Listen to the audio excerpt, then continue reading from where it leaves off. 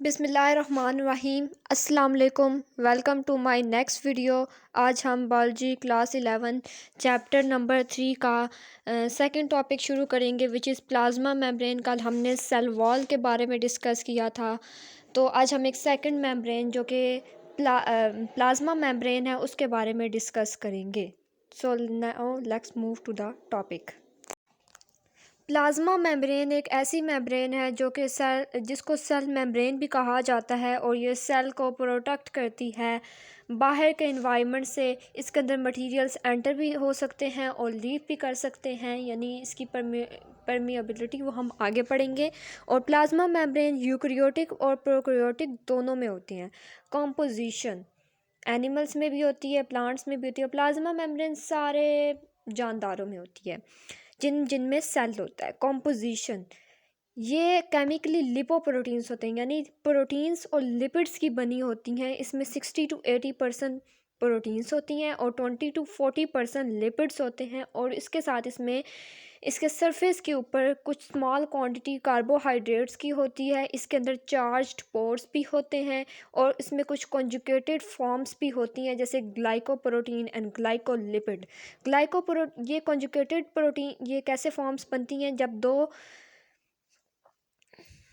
Molecules को इकट्ठा किया जाए तो कॉन्जुगेटेड मॉलिक्यूल बनता है। और ग्लाइकोप्रोटीन यानी कार्बोहाइड्रेट और protein, and glycolipid carbohydrate and lipid. अगर हम इसके स्ट्रक्चर को देखा जाए तो फ्लूइड मोज़ेक मॉडल एक वाइडली एक्सेप्टेड स्ट्रक्चर है, और जो कि प्लाज्मा मेम्ब्रेन की डायनामिक नेचर को डिस्क्राइब करता है।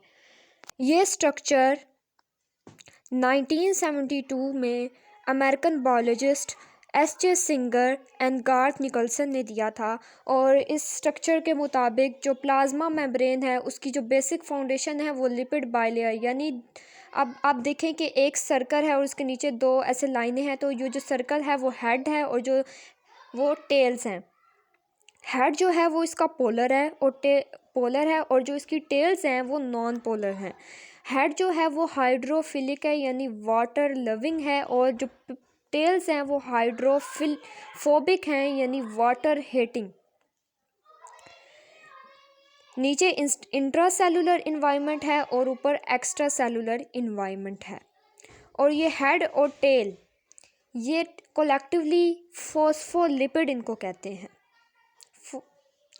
और अगर ये जो स्ट्रक्चर जो आप डायग्राम देख रहे हैं तो ये किसकी डायग्राम है? ये फॉस्फोलिपिड बाइलेयर की डायग्राम है।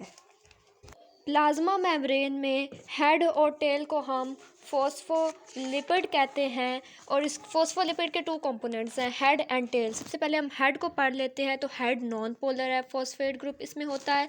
ये हाइड्रोफिलिक होता है, वाटर लविंग होता है, यानी वाटर सोल्यूबल मॉलिक्यूल्स इसके अंदर इजी पास हो सकते हैं अलाइंग इनवर्ट। या फिर आप ये देखें ना कि लिपिड बाइलेयर के स्ट्रक्चर में कि हेड ये दो फॉस्फोलिपिड बाइलेयर है, तो इस वजह से हमें इसको फॉस्फोलिपिड बाइलेयर कहते हैं। तो इनवर्ट भी है, हेड इनवर्ट भी है, यानी सेल के ऊपर भी है और अंदर भी है, aligned inward and also outward. Extra cellular environment की तरफ भी हेड है और साइटोप्लाज्म की तरफ भी हेड है। तो आगे अगर हम टेल का स्ट्रक्चर देखें तो इसका जो दूसरा कंपोनेंट है वो टेल है। Tail non polar fatty acids की बनी होती हैं। फैटी एसिड एक चेन होती है, non polar fatty acid chain की टेल बनी होती है। ये हाइड्रोफोबिक है, यानी वाटर हेटिंग है। तो यहाँ पर एक इंटरेस्टिंग इंफॉर्मेशन आ जाती है कि अगर प्रोटीन्स ना होती प्लाज्मा मेम्ब्रेन में, चूँकि इसका जो लिपिड्स हैं, लिपिड बाइलेयर में हाइड्रोफोबिक भी है, हाइड्रोफिलिक भी है, तो वाटर सोल्यूबल मॉलिक्यूल्स उसके अंदर एंटर नहीं हो सकते थे, जैसे कि प्रोटीन्स, अमीनो एसिड, शुगर्स। तो प्रोटीन्स की वजह से ये इस तरह के मॉलिक्यूल्स प्लाज्मा मेम्ब्रेन के अंदर एंटर हो सकते हैं। प्लाज्मा मेम्ब्रेन के अंदर कोलेस्ट्रॉल भी होता है। ये ज़्यादातर यूकैरियोट्स में होता है, और ये जब लो टेम्परेचर में, जब सर्दियाँ होती हैं, उसमें आपकी मेम्ब्रेन की फ्लूइडिटी को कंट्रोल करता है, उसको मेंटेन करता है, यानी हाई टेम्परेचर में जो अंदर सेल के जो कंपोनेंट्स हैं या तो वो फ्रीज़ नहीं हो सकते। उसके बाद मैंने कहा था कि प्लाज्मा मेम्ब्रेन नेचर में लिपोप्रोटीन्स हैं। सबसे पहले हमने लिपिड्स की बात कर ली, अब हम प्रोटीन्स की बात करते हैं कि कुछ प्रोटीन्स भी होती हैं जो प्लाज्मा मेम्ब्रेन के ऊपर फ्लोट कर रही होती हैं। ये सरफेस के ऊपर भी होती हैं, यानी विद इन उसके अंदर भी हो सकती हैं, और ऑन द सरफेस के ऊपर भी हो सकती हैं। ट्रांसपोर्ट प्रोटीन, तो इसकी टाइप्स हैं। ट्रांसपोर्ट प्रोटीन्स का काम है कि जो सब्सटेंसेस होती हैं उनको बाहर से अंदर लेकर जाना या अंदर से बाहर लेकर जाना उसके अंदर। इसके अलावा इसमें कुछ एडहेसिव प्रोटीन्स भी होती हैं जो प्लाज्मा मेम्ब्रेन के स्ट्रक्चर को मेंटेन करती हैं। और ये जो एडेसिव प्रोटीन्स होती हैं ये साइटोस्केलेटन और एक्सटर्नल फाइबर्स के साथ अटैच होती हैं। उसके बाद सरफेस मार्कर प्रोटीन्स भी होती हैं जो आइडेंटिफिकेशन मार्क का फंक्शन करती हैं, यानी पता चलता है कि ये सेल किस चीज़ का है। सरफेस मार्कर प्रोटीन्स जो प्लाज्मा मेम्ब्रेन के ऊपर होती हैं। उसके अलावा कुछ रिसेप्टर प्रोटीन्स भी होती हैं जो कि मैसेंजर मॉलिक्यूल्स को बाइंड करती हैं और जैसे कि हार्मोन्स और मैसेज को ट्रांसमिट करती हैं सेल के इंटीरियर सरफेस में। सेल के अंदर मैसेज को ये ले जाती हैं। उसके बाद कुछ एंजाइमेटिक प्रोटीन्स होती हैं, यानी एंजाइम्स जो जहाँ एंजाइमेटिक एक्टिविटी होती है और वेरियस बायोलॉजिकल फंक्शंस को कैटेलाइज करते हैं, स्पीड अप करती हैं। एंजाइमिक प्रोटीन्स क्या करती हैं? फंक्शंस जो प्लाज्मा मेम्ब्रेन के हवाले से होते हैं उनको स्पीड अप कर देती हैं। उसके अलावा आपको स्क्रीन पर एक प्लाज्मा मेम्ब्रेन की कंप्लीट डायग्राम नज़र आ रही है। सबसे पहले आप उसमें देखें कि ये फोस्फोलिपिड बाइलेयर का स्ट्रक्चर है, लेकिन इसमें प्रोटीन्स भी हैं। तो जो दरमियान में बड़ी आपको प्रोटीन्स नज़र आ रही हैं वो है ट्रांसपोर्ट प्रोटीन्स। उसके अलावा जो आपको नीचे ऐसे लाइंस की फॉर्म में नज़र आ रही हैं वो है स्ट्रेंथन प्रोटीन्स।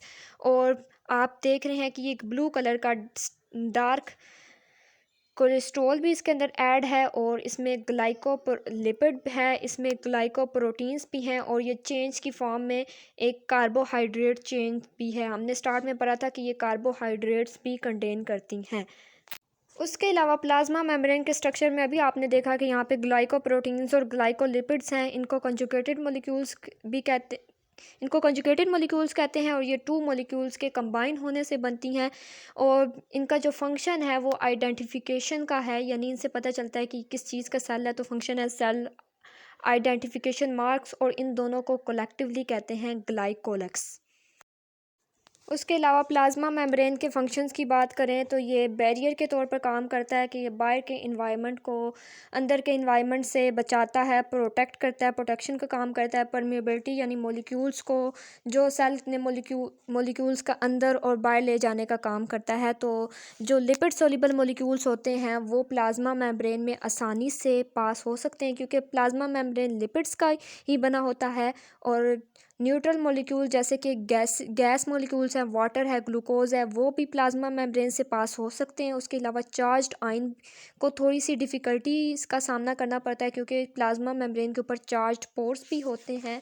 उसके अलावा न्यूट्रंट्स भी प्लाज्मा मेम्ब्रेन में एंटर हो सकते हैं। वेस्ट मटेरियल को प्लाज्मा मेम्ब्रेन से निकाल दिया जाता है और स्मॉल मॉलिक्यूल ऑक्सीजन, कार्बोहाइड्रेट्स इनको भी ये भी पास हो सकते हैं। और लार्जर मॉलिक्यूल जैसे कि अमीनो एसिड और शुगर इनको आराम से केयरफुली प्लाज्मा मेम्ब्रेन के अंदर ले जाया जाता है या फिर बाहर ले जाया जाता है।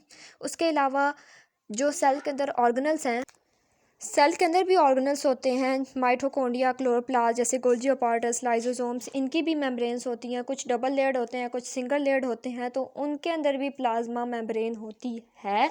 और तो प्लाज्मा मेम्ब्रेन सेल के इंटीरियर ऑर्गेनल्स के भी अंदर होती है। कोई भी सेल है उसकी प्लाज्मा मेम्ब्रेन होगी। और सेल वॉल जो होती है वो सिर्फ प्लांट्स में होती है और फंजाई एल्गी में होती है, बाकी एनिमल्स में सेल वॉल नहीं होती है। तो आज का ये था हमारा टॉपिक। ये लॉन्ग क्वेश्चन भी है, इसके अंदर ढेर सारे शॉर्ट क्वेश्चंस भी बन सकते हैं। आपने अच्छे से ये प्रिपेयर करना है, डायग्राम्स को देख लेना है और डायग्राम्स बनानी है। तो कल हम अपना नया टॉपिक शुरू करेंगे। अल्लाह हाफिज़।